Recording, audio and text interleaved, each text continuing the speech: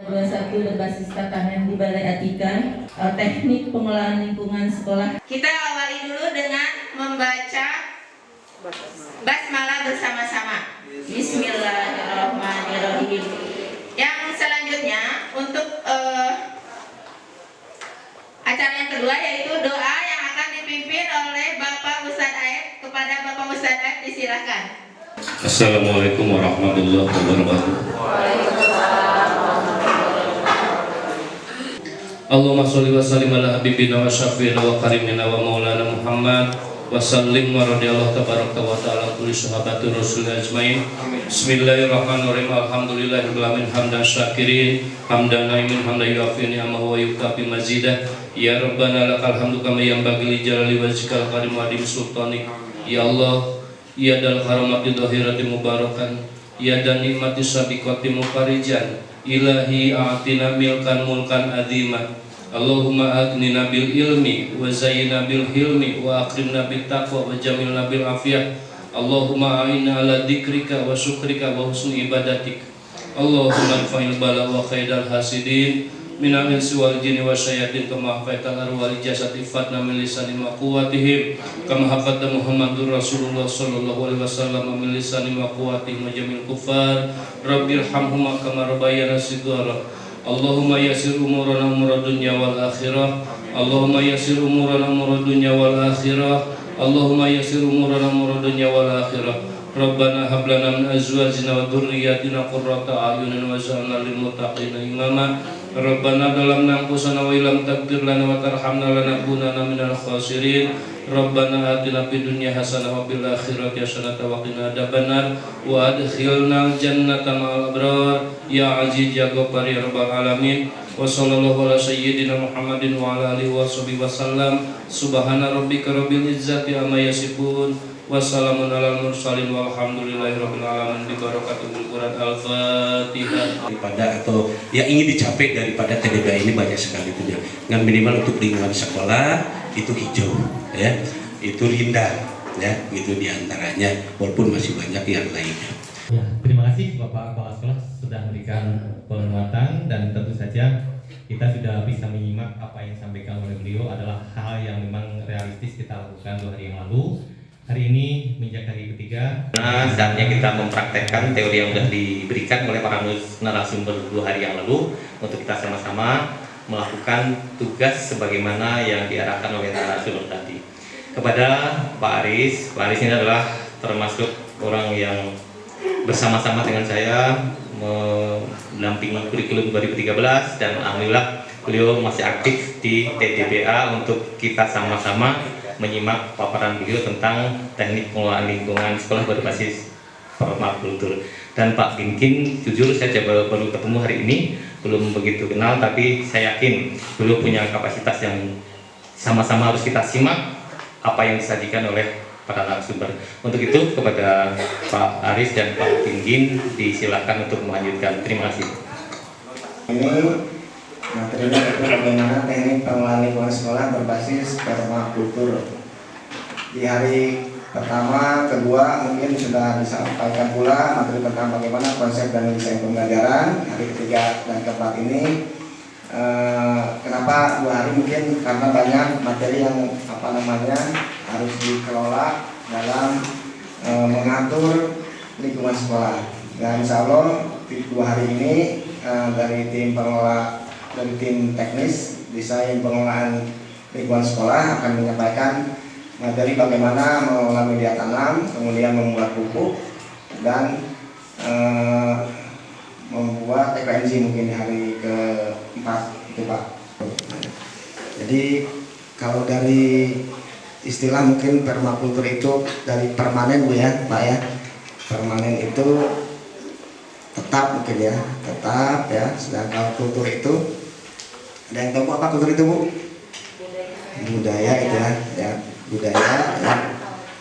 Budaya yang yang tetap ya. Kalau didefinisikan mungkin merupakan tatanan Bu ya, merupakan tatanan. Tatanan itu kan sistem Bu ya, sistem aturan bagaimana mengelola sebuah lingkungan ya agar memastikan bahwa lingkungan tersebut tetap lestari, Bu, ya. Lestari itu artinya kan biasanya berkelanjutan, Bu, ya. Berkelanjutan yang mungkin secara duniawi ya abadi, ya. Nah, sebelum menjelaskan terkait apa itu permakultur, bagaimana cara pengelolaan lingkungan sekolah itu agar lebih lestari, saya akan nanya terlebih dahulu nih untuk Bapak, Ibu, dan rekan-rekan sekalian, apa yang Bapak dan Ibu ingin dapatkan dari pelatihan hari ketiga dan keempat ini? Ada yang bisa menjawab? Setelah mendapatkan informasi ataupun ilmu terkait dengan konsep dasarnya dan juga desainnya. Nah, untuk hari ketiga dan keempat ini, apa yang Bapak dan Ibu ingin dapatkan gitu? Apa yang saya ingin dapatkan dari pelatihan ini, tentunya akan, karena saya sudah tahu temanya adalah tentang tatanan di Balai Atikan, dan kemudian kemarin masalah pengetahuan dasar tentang TDBA itu pun itu tidak selalu harus digunakan di sekolah. Tentunya secara pribadi pun, mulai dari saya pribadi, dari bumi saya sendiri gitu, ingin mengubah sedikit-sedikit lingkungan, mungkin menjadi contoh inspirasi tetangga, sanak saudara kalau ada. Kalau saya kampungnya emang saudara semuanya, insya Allah. Kemudian kebetulan saya emang tinggal di kampung. Kalau misalkan dilihat ke kesempatan itu sangat bagus sekali. Tinggal meser tanah nabungkul, tinggal nyuhunkeun modal ke Pak Ahmad, pangmeserkeun tanah, insya Allah.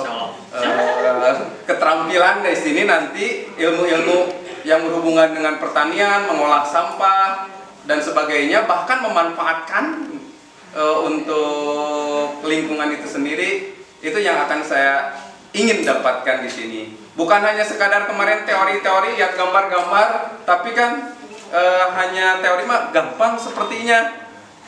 Tapi kan terang oke bahan-bahannya. Tadi sudah ada informasi bahan-bahannya, iya ngaranna karek apa gitu, mana bentuknya seperti kumaha gitu ya.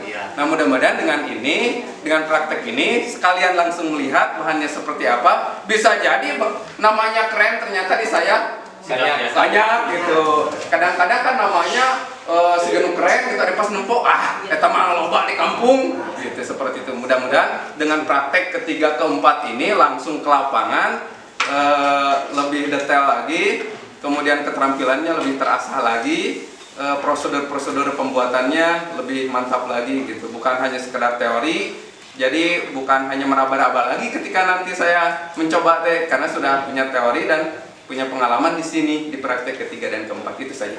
Terima kasih. Atas waktunya, apa yang ingin saya, nama saya Ibu Dede Kurnia, mengajar bahasa Indonesia. Apa yang ingin saya dapatkan setelah pelatihan ini? Nah, tentunya ilmu yang sudah ditransfer dari narasumber untuk kita semua, insya Allah akan saya realisasikan di dalam diri saya sendiri, terutama sama hanya dengan Pak Ade, kemudian di keluarga.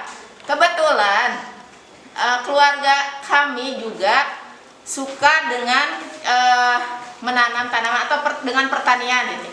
Hanya itu tadi ilmunya yang kurang sehingga apa yang kami tanam, apa yang kami rawat tidak sesuai dengan harapan yang diinginkan. Karena selama ini saya dan keluarga menggunakan pupuk untuk menyuburkan tanaman itu dengan menggunakan pupuk NPK yang mengandung zat kimia ya. Mudah-mudahan dengan pelatihan hari ini ya, dengan ilmu yang diberikan oleh narasumber hari ini dapat direalisasikan, dapat bermanfaat dan berkah ilmu yang kita dapat hari ini untuk mengharmonikan seisi bumi yang diharapkan oleh kita semua. Mungkin itu yang dapat saya sampaikan. Terima kasih. Assalamualaikum warahmatullahi wabarakatuh.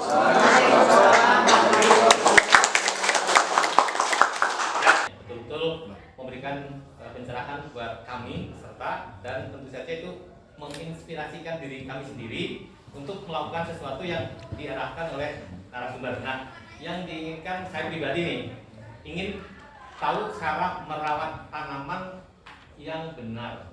Jadi saya punya tanaman di pot di rumah, ya seperti tadi Pak Jiman katakan, kadang-kadang dipelakan pakai gitu kan. Nah, itu yang pertama. Terus pupuk yang kemarin dipakai itu juga seperti yang saya bilang tadi, pakai NPK gitu kan. Mungkin kebanyakan atau apa yang subur-subur daunnya mungkul, tebuahan gitu ya. Yang pertama. Yang kedua, ingin tahu cara mengolah sampah. Jadi yang kemarin saya terima itu ternyata dari tayangan video memang yang dibuat oleh Pak Kadis benar ya, sampah yang tadinya baunya bukan main ternyata malah jadi diambil berulang-ulang oleh beliau kan, artinya berulang-ulang itu beliau nggak merasa bau sampah gitu. Saya pribadi itu aja Pak, terima kasih ya. Ya, kita langsung saja ya.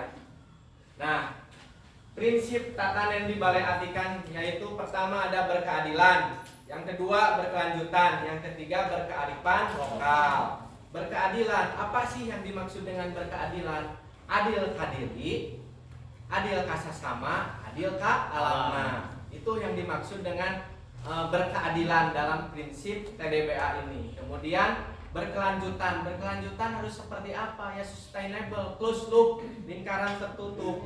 Contoh kecilnya ketika pengelolaan sampah organik ya Pak, sampah organik di rumah. Apa yang kita makan itu apa yang kita tanam, apa yang kita tanam, apa yang kita makan.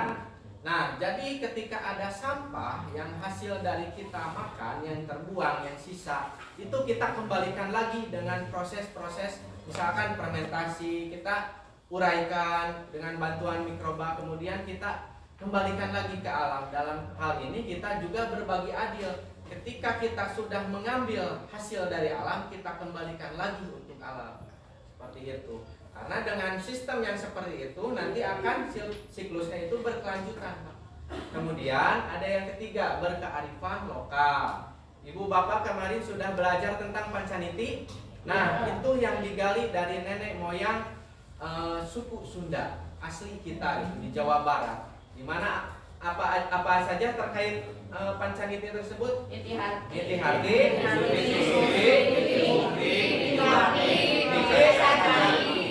sajati itu sudah menjadi laku kan, yang mana sambungannya ketika asupan makanan yang masuk ke dalam tubuh kita itu akan berpengaruh terhadap emosional kita, berpengaruh terhadap laku kita. Seperti itu hal kecilnya. Jadi TDBA ini bukan hanya berbicara tentang pengelolaan lingkungan sekolah, bukan hanya program penghijauan dan bukan juga program bertani di sekolah, tapi lebih dari itu TDBA ini berbicara tentang laku kita. Itu kan yang ditekankan oleh Pak Kadis, bukan hanya di sekolah, tapi kita bagaimana caranya dibawa keluar lingkungan eksternal sekolah itu sendiri. Itu yang mana kalau misalkan secara prak-prakannya mungkin seperti peribahasanya seperti itu, belajar itu tidak di dalam kelas saja. Ketika laboratorium sekolahnya sudah jadi, itu akan menjadi lingkungan pembelajaran untuk siswa. Makanya dengan adanya IHT ini membantu untuk meningkatkan kapasitas Bapak dan Ibu guru sekalian. Seperti itu. Berbicaranya dulu yang dialaminya secara food forest gitu, yang ada di hutan seperti ini. Terus ke zona 4. Zona 4 apa tadi?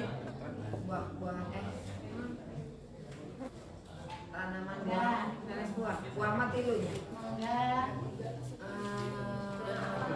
Pak, 5. Leweng geledegan mah di dieu. Leweng biasa. Ya, betul. Biasanya di sini itu kita sudah mendapatkan hasil yang geus manceran kan itu undek dituar cai nage geus nguap kai nage bakal weuteuh moal ngeruwet karena non penguapan gitu. Geus kapeureus. Nah, balik lagi ya, kenapa dari zona ini di sekolah tidak bisa seperti ini?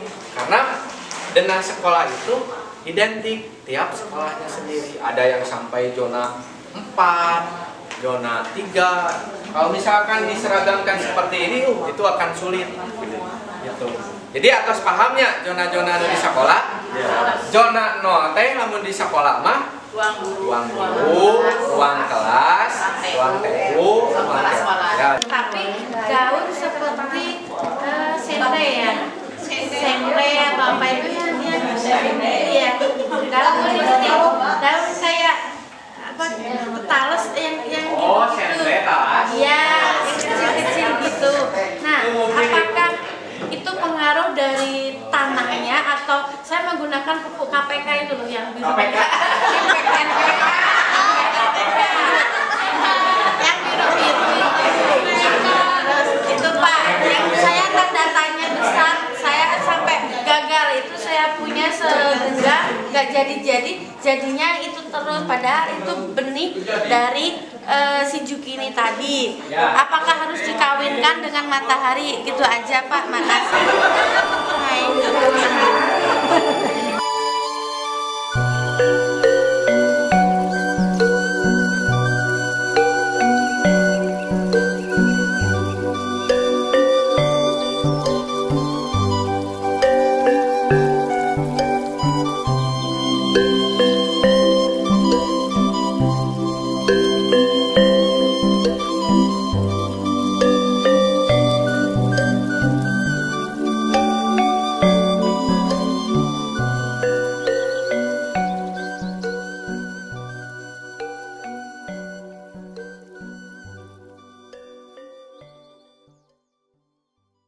Nanti ada wilayah yang akan dikelola oleh siswa, termasuk mungkin yang dekat dengan wilayah itu, gitu ya.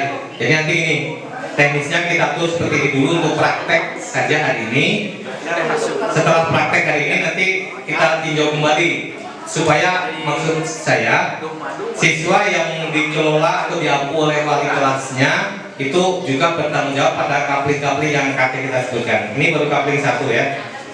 Kapling 2 itu kebun sekolah yang di depan ruang kelas 7E-F. Ya. Di situ ya, betul.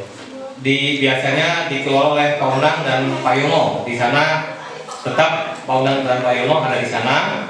Kemudian Bapak dan Ibu gurunya itu Pak Ahmad, Bu Leni, Bu Hajah Ratna, Bu Dr. Anda Yaya, Bu Agustini, Bu Laksmi, Bu Yati SHG, Bu Dede, Bu Hajah Ris Budi, Bu N. Rani, Ris Rohaiti, maaf, Bu Hajah Ris Rohaiti, Pak Dirahman, Bu Wulan Puspita, Bu Sri Supartini, Pak Bobi, Bu Novia, Bu Padani, Bu Sandi, Bu Yuyun, Pak Agung, Bu Desi, Bu Eka, Bu Agus Pak Agus Badri, Bu Yongfa, Pak Jaka, Bu Ucup, Bu Ita, Bu Delina, sampai dengan Bu Ani, sebanyak 29 guru.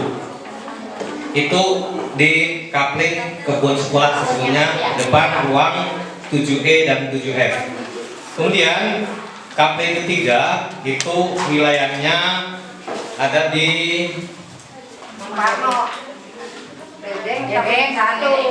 ya. Oh ya, yang tadi adalah kelompok 1 ya Pak Dedeng ya, yang kelompok 3 ini Pak Parno. Jadi wilayahnya depan situ dan di dekat ruang iya, belakang ya, itu kelompok 3.